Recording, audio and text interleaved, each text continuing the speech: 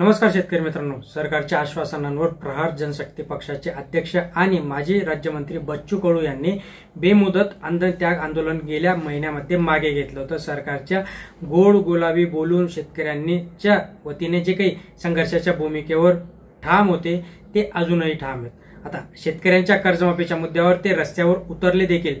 त्यांनी भर पावसामध्ये 138 किलोमीटरची पदयात्रा देखील काढली। येत्या 24 जुलैला सकाळी 9 ते 11 या वेळेमध्ये राज्यभरामध्ये चक्काजाम करण्याचा इशारा आता बच्चू कडूंनी दिला।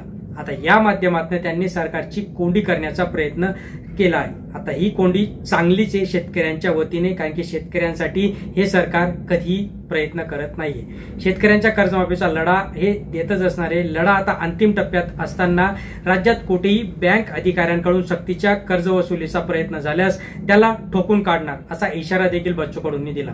दुसरीकडे बच्चू कडू यांनी येत्या 2 ऑक्टोबरला मोठ्या आंदोलनाची तयारी देखील केली आहे। 2 ऑक्टोबरला मुंबईत ट्रॅक्टर मोर्चा काढला जाणार असल्याने पंजाबमधील आंदोलक नेते शेतकरी हे यामध्ये सहभागी होतील। त्याचबरोबर राज्यातील शेतकरी नेत्यांनी देखील सहभागाविषयी विनंती करून या आंदोलनात सहभागी होण्याचं त्यांनी आश्वासन केलंय।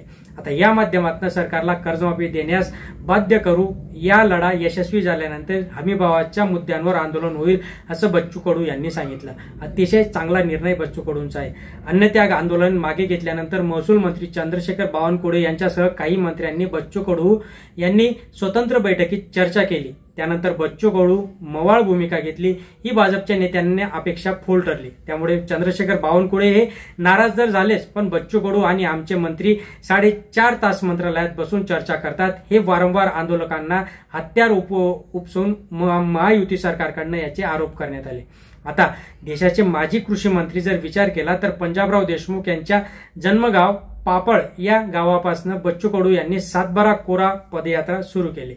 या यात्रेत शेतकरी, महिलांनी, तरुणांनी आणि प्रहार कार्यकर्त्यांनी मोठ्या संख्येने सहभाग घेतला।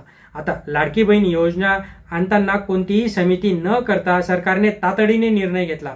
मग शेतकऱ्यांची कर्जमाफी आणि सातबारा कोरा करण्यासाठी समिती कशाला, असा थेट सवाल उपस्थित करत शेतकरी सहकाराच्या भूमिकेवर रोष असताना आता दिसत आहे। आता बच्चू कडू यांनी यापूर्वी अन्नत्याग आंदोलन करताना सरकारकडून शेतकऱ्यांसाठी आश्वासन मिळवले होते, मात्र त्यानंतर आजपर्यंत कुठलीही ठोस भूमिका सरकारकडून घेण्यात आली नाही आणि याचाच कुठं परिपाक म्हणून आता हे जे काही आंदोलन आहे, आंदोलन तीव्र होताना दिसत आहे।